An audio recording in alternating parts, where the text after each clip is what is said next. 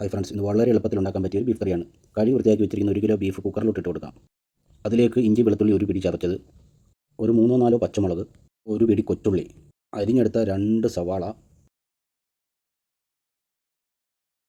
ഒരു ചെറിയ പീസ് തക്കാളി, ആവശ്യത്തിന് ഉപ്പ്, 1/2 ടീസ്പൂൺ മഞ്ഞൾപ്പൊടി, 1/4 ടീസ്പൂൺ മുളക് പൊടി, 1/4 ടീസ്പൂൺ മല്ലിപ്പൊടി, 1/2 ടീസ്പൂൺ കുരുമുളക് പൊടി, 1/4 teaspoon garam masala, 1 table spoon beef masala, ഒരു പകുതി നാരങ്ങയുടെ നീര്.